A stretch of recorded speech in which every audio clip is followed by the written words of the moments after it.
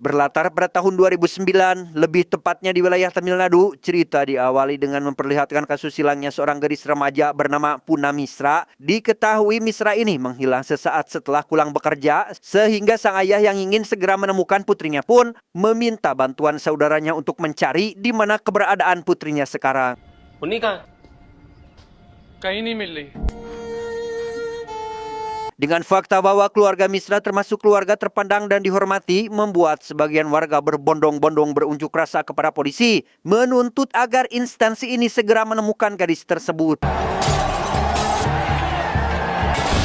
Dan kisah akan berfokus pada seorang inspektur polisi bernama Piswas atau lebih dikenal dengan Bagwat. Beliau dikenal sebagai polisi yang cerdas, tegas, lugas, namun memiliki sisi kejam. Dan ada satu kekurangan yang dimiliki Bagwat adalah tidak bisa mengontrol emosinya ketika berhadapan langsung dengan para penjahat. Itu terbukti ketika beliau mendapatkan teguran dari atasannya karena telah membuat salah satu tersangka hampir saja tewas. Dari insiden itu, Bagwat dipindahkan dari kantor pusat menuju di kantor wilayah Tamil dengan dalih agar kejadian kemarin tidak terulang kembali dan meminimalisir amarahnya yang tidak bisa dibendung demi kebaikan karir Bagwat sendiri.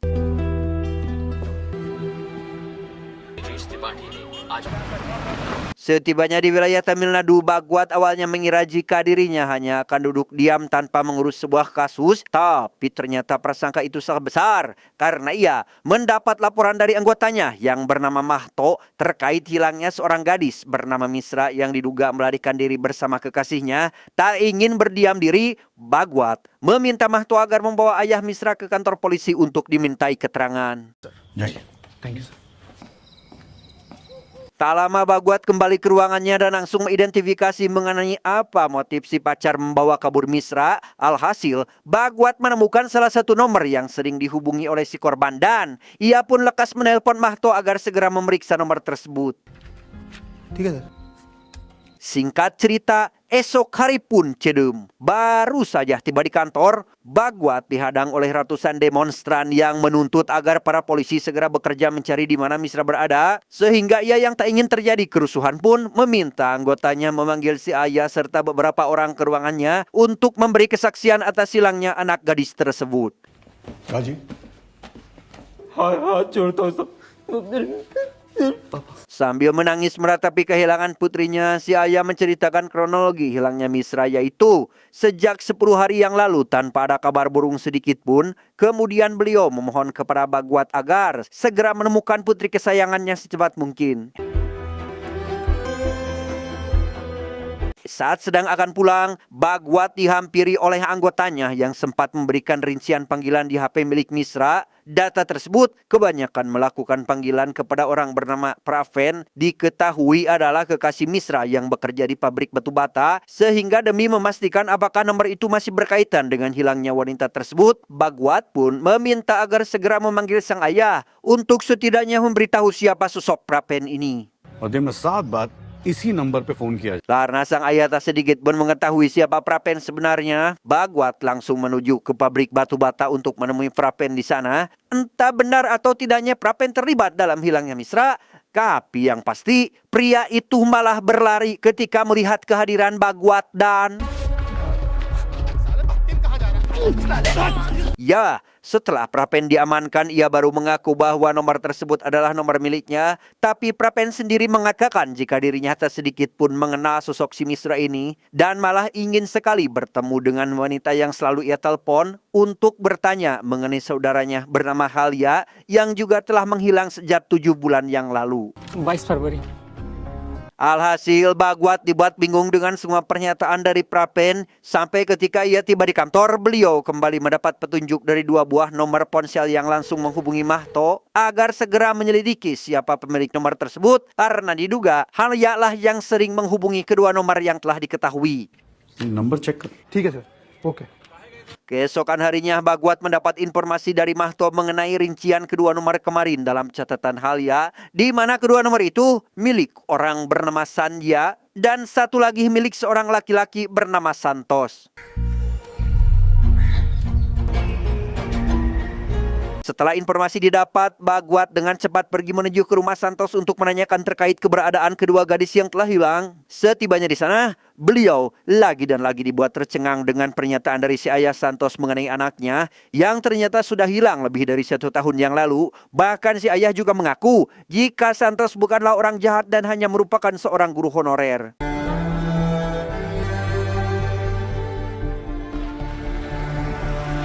Karena tak mendapat informasi apapun dari keluarga Santos, Bagwat dan seluruh anggotanya lekas pergi menuju ke rumah keluarganya Sandia untuk menanyakan keberadaan si gadis. Lagi dan lagi, aparat polisi dibuat heran ketika mendengar jika Sandia juga telah menghilang sejak lama. पक्का Selama beberapa hari mencari informasi, Bagwat baru menyadari jika kasus penculikan banyaknya gadis di wilayah ini sudah terjadi sejak lama dan dengan pola yang sama juga. Bahkan ia pun baru sadar jika dari kasus hilangnya Misra, terungkaplah berapa banyak gadis yang hilang sejak beberapa tahun terakhir. और फिर कभी वापस नहीं आए। Bagwat sangat dibuat pusing dalam menangani kasus ini karena menyeret banyak sekali orang yang terlibat di dalamnya. Apalagi ketika mendengar cerita dari Mahto mengenai salah satu desa yang memiliki kasus serupa seperti yang sedang mereka tangani saat ini. तो क्या सर और ज्यादा लग गई। मंदिर के बगल में लकड़ी की कुटिया थी, उसने भी आग पकड़ ली। Menanggapi sebuah kalender yang didapatkan di rumah Sandia, Mahto memberi informasi jika kalender tersebut milik seorang fotografer terkenal bernama Kapita Sastri. Diketahui Kapita ini tinggal di wilayah Manduadi dan untuk memastikan informasi itu benar atau salah, Bagwat pun berencana pergi ke sana demi mendapatkan informasi lebih lanjut.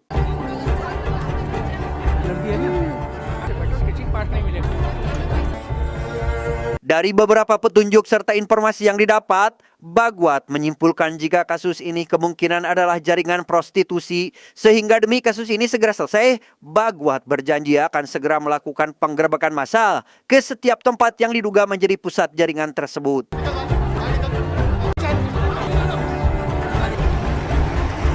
Setelah melakukan penggerebekan, Bagwat berhasil menangkap salah satu pemilik bisnis ilegal itu, di mana si pemilik mengaku jika dirinya telah menjual puluhan gadis ke berbagai tempat dan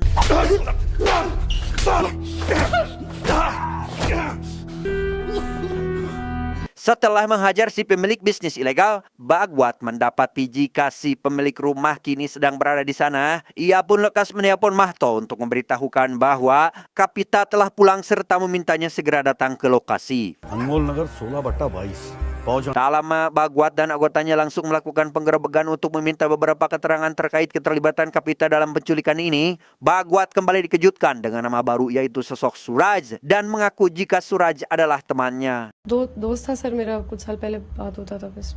Ravi का धंधा करती है उसके साथ। Kapita sendiri mengaku jika ia tak sedikit pun mengetahui seluk-beluk kehidupan Suraj, apalagi bisnis yang dijalankannya, dan hanya mengetahui jika Suraj hanyalah seorang guru honorer. Untuk kesekian kalinya, Bagwat dibuat tercengang dengan pengakuan Kapita terkait Suraj yang selalu menguntitnya kemanapun ia pergi. Demi memastikan semua yang dibicarakan Kapita benar, Bagwat mengajak Kapita pergi ke toko miliknya untuk meminta keterangan dari beberapa karyawan serta foto yang pernah dicetak oleh Suraj yang akan digunakan sebagai bahan pemeriksaan lebih lanjut. आना चाहिए था सर, इसलिए वो कभी फोटोज लेके भी नहीं। Dan lagi, Bagwat dibuat heran dengan semua hasil foto milik Suraj karena tak ada satupun yang menjelaskan seperti apa bebenguknya. Apalagi ketika salah satu anggotanya memberi kabar tentang 2 nomor telepon yang Bagwat berikan ternyata sudah tidak aktif.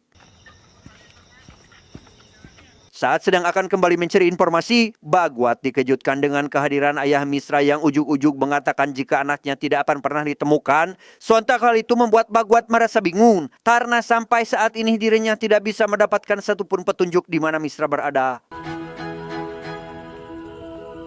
Bagwat sendiri kembali mendapat informasi dari Mahto terkait salah satu dari 2 nomor yang ditemukan. Beberapa menit lalu aktif kembali dan berhasil dilacak keberadaannya, di mana kabar tersebut tentu membuat Bagwat sangat senang karena sebentar lagi kasus ini akan segera terungkap.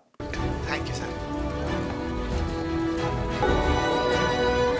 Sejenak kita tinggalkan dulu masalah Bagwat dan beralih kepada seorang pemuda bernama Samir sedang berusaha menggoda seorang gadis bernama Mira dengan sedikit rayuan dan gombalan hanya untuk berkenalan sekaligus mengajaknya pergi ke Sungai Gangga. लेकिन suicide note पे नाम सही लिख लेना।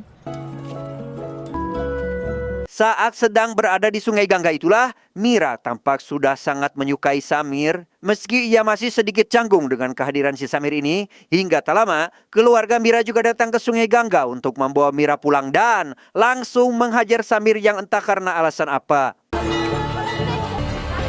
Beberapa hari berselang, Samir mengatakan keinginannya untuk menikah dengan Mira. Sontak hal itu membuat Mira sangat terkejut dengan apa yang dikatakan oleh pria ini. Samir beralasan jika di tempat kerjanya saat ini, ia telah diberikan fasilitas rumah serta yang lainnya dan ingin membawa Mira ke rumah yang dimaksud demi menjalani kehidupan bahagia mereka berdua. Tak lama, Samir mengajak Mira pergi ke warung Teh Yuli untuk memberi makanan. Si pemilik warung tampak sedikit heran dengan penampilan Mira. Namun meski begitu, Samir dan Mira tak terlalu memperdulikannya. Entah apa yang ada di pikiran si Samir, ia langsung mengajak Mira untuk melakukan kawin lari dan meninggalkan keluarganya dengan alasan jika Mira meminta izin, sudah pasti keluarganya tak sedikit pun akan memberikan restu kepada mereka. भागने के अलावा कोई रास्ता है नहीं हमारे पास। Entah belegug atau sudah terpengaruh akal busuk si Samir, Mira ikut pergi bersamanya menuju ke tempat yang dibicarakan oleh kekasihnya ini. Namun bukannya membawa ke rumah, Samir malah membawa Mira ke sebuah hotel dengan dalih mereka akan beristirahat terlebih dahulu. Padahal setelah mendapat apa yang diinginkan oleh semua lelaki di dunia ini, Samir dengan watarosnya pergi meninggalkan Mira begitu saja dan pulang ke rumahnya sendiri. Entah siapakah si Samir ini sebenarnya, namun yang pasti ia ternyata sudah memiliki seorang istri bernama Sumitra dan diketahui telah dikaruniai seorang anak. आलिशान घर होगा अपना। Kembali pada Bagwat yang berhasil mendapatkan informasi tentang lokasi pemilik kedua nomor telepon kemarin, ia dan Mahto membawa si tersangka ke kantor polisi untuk dimintai keterangan. Satu di antara kedua tersangka itu mengaku bahwa HP yang dipegangnya itu merupakan milik seorang pria misterius. Bagwat kembali mengingat sebuah berkas yang pernah diberikan oleh Kapita, sehingga ia langsung kembali membuka berkas tersebut dan melihat foto sebuah skuter yang langsung diperlihatkan kepada kedua tersangka itu. Sir यही वाला था ऐसा ही था sir Dari pernyataan kedua tersangka yang mengaku bahwa memang benar skuter itu milik si orang misterius, Bagwat meminta Mahto agar melacak semua detail tentang skuter ini yang ternyata ya, orang yang selama ini Bagwat cari tak lain adalah Rajkumar atau Suraj alias Samir. Tak ingin terus kehilangan jejak, Bagwat pun mengirim seluruh anggota polisi demi mengetahui siapa Kumar sebenarnya, sekaligus ingin mengetahui apa motif sebenarnya dia melakukan ini semua. मुझे उसकी भी जानकारी चाहिए। Selama beberapa hari melakukan identifikasi, para polisi mendapat sebuah fakta mengenai Kumar yang ternyata memiliki dua orang istri dari desa berbeda. Namun yang lebih mencengangkan lagi adalah dari kedua desa itu tak pernah ada satupun laporan kehilangan anak gadis. Para polisi juga dibuat bingung dengan para warga yang tak pernah sekalipun berbicara buruk tentang Kumar. Bahkan para warga malah sebaliknya ikut membela Kumar karena diketahui ia hanya bekerja sebagai seorang guru, sehingga dapat disimpulkan bahwa para polisi tak bisa dengan mudah menangkap Kumar karena tak memiliki bukti apapun terkait kasus yang menyeretnya. तारीफें ऐसे करते हैं जैसे कोई बहुत बड़ा महापुरुष है। Demi menangkap Kumar, Bagwat berencana menjadikan Kavita sebagai umpan agar para polisi dapat dengan mudah melakukan penyergapan di salah satu terminal bus. Di sana Kavita sempat merasa takut jika akan terjadi apa-apa terhadapnya, sehingga Bagwat pun langsung menenangkannya dan mengatakan bahwa para polisi akan melindunginya. Entah apa yang Kapita pikirkan, ia malah pergi menuju kerumunan orang banyak dan dikagetkan dengan kehadiran Kumar. Sempat akan memberitahu Bagwat, namun HP miliknya malah terjatuh akibat tersenggol oleh salah seorang warga. Bahkan ia pun kembali dibuat khawatir karena Bagwat tak kunjung datang sampai akhirnya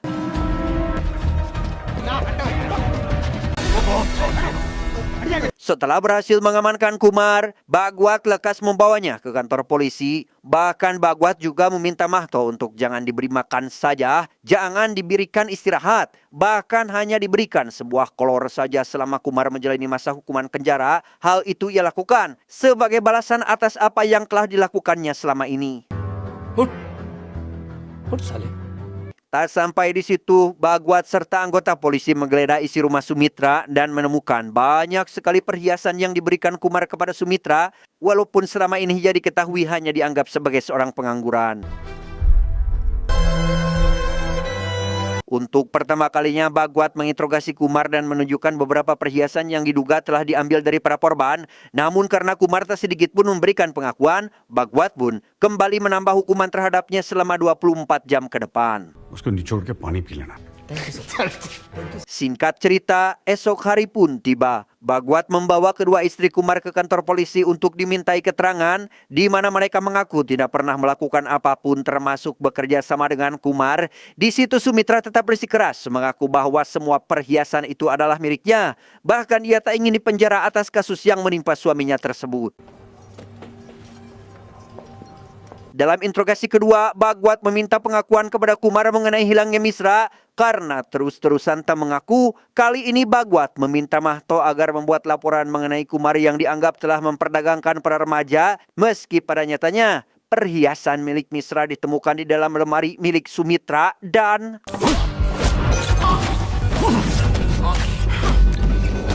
Ya, Bagwat menghajar Kumar karena sudah muak dengan semua alasan yang diberikannya. Meski disinyalir dirinya akan mendapat skorsing atas apa yang telah dilakukan barusan, bahkan Bagwat tak segan-segan memberikan beberapa hukuman kepada Sumitra agar dapat membuat Kumar tersiksa dengan semua ini.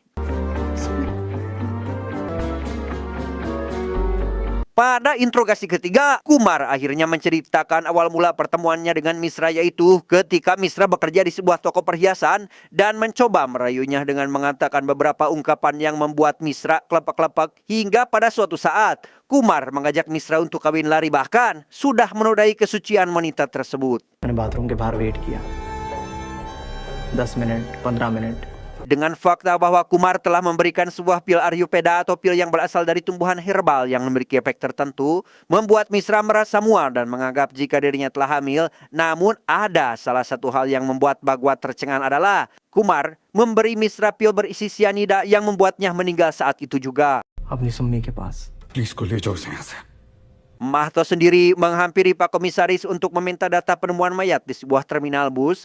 Dan alangkah tercengangnya Mahto dan Bagwat ketika mengetahui bahwa memang benar Misra telah meninggal akibat meminum racun, yang meski Bagwat tak sanggup untuk mengatakan semua ini kepada si ayah, beliau dengan terpaksa harus menjelaskan semua yang terjadi kepadanya sambil meminta maaf. मैंने जितना Setelah memberi kabar kepada ayah Misra, Bagwat membawa Kumar ke terminal bis sebagai bahan investigasi kematian Misra.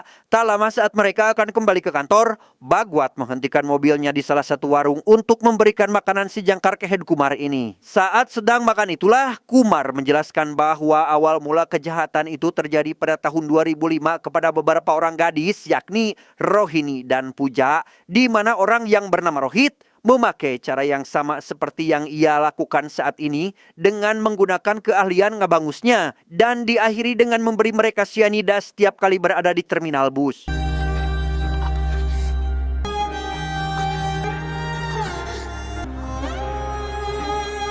राक्षस।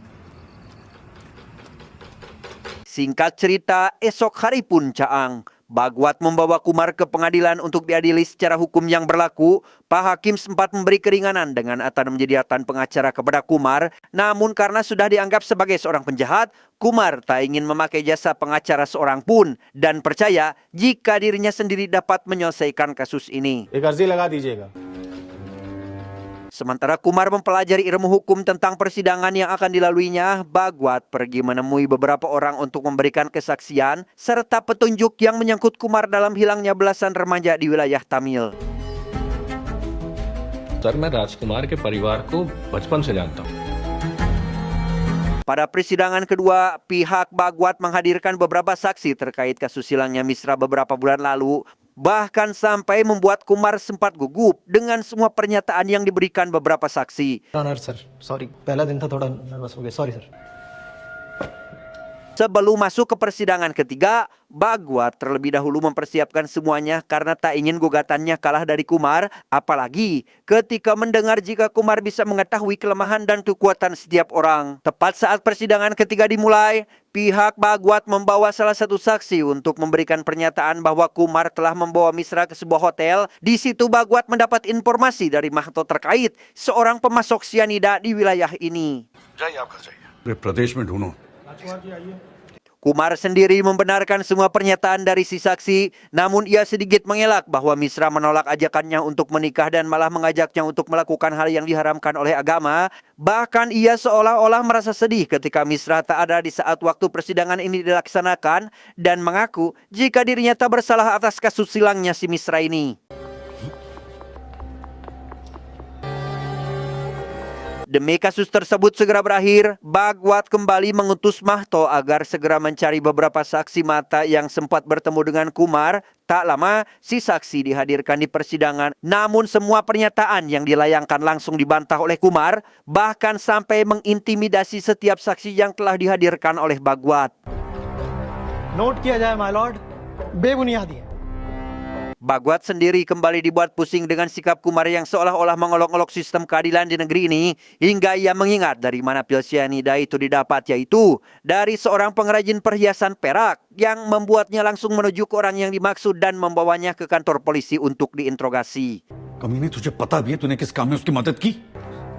Ketika si pemasok pil sianida ini dihadirkan di pengadilan, pengacara dari pihak Bhagwat mengklaim terkait kematian 9 gadis akibat dari pil sianida yang diberikan oleh Kumar. Lagi dan lagi, Kumar mengintimidasi orang yang memberikan kesaksian itu di hadapan hakim sampai ia mengatakan bahwa dirinya dipaksa oleh Bhagwat untuk memberikan kesaksian palsu dan malah membalikan fakta jika si pemasoklah orang yang telah menghabisi para gadis tersebut. सब मेरा स्टेटमेंट यही है।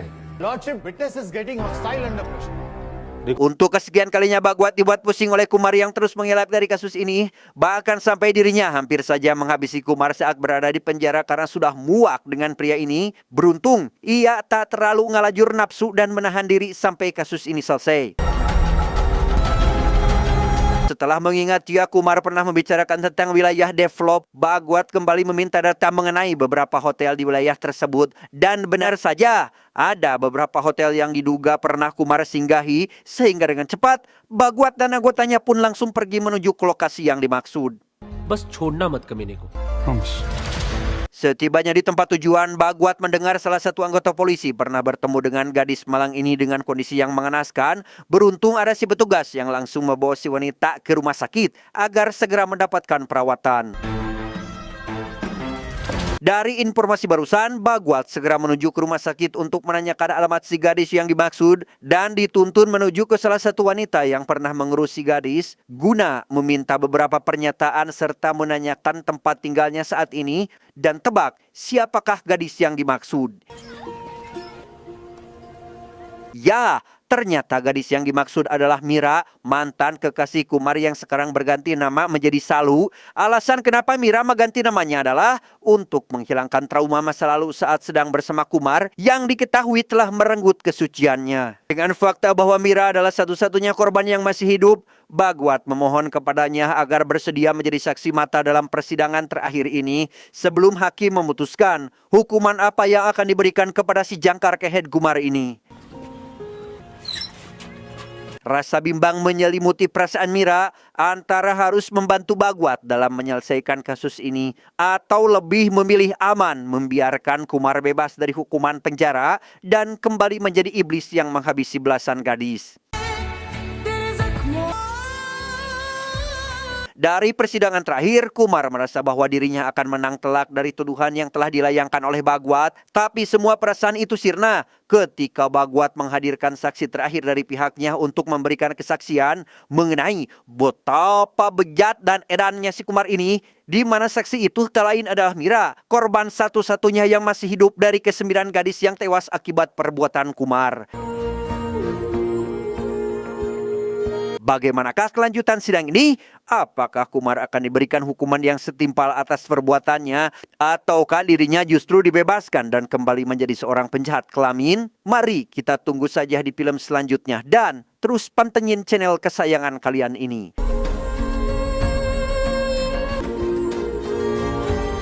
belum tamat, ending yang sangat mengkumarkan. Pesan yang bisa kita ambil dari film ini adalah kejahatan mungkin menang dalam satu malam, tapi Fajar selalu datang untuk menyingkapnya dan akan memberikan awal kebenaran. Saya John mewakili jajaran direksi yang bertugas mengucapkan terima kasih dan sampai jumpa di video selanjutnya. Adios.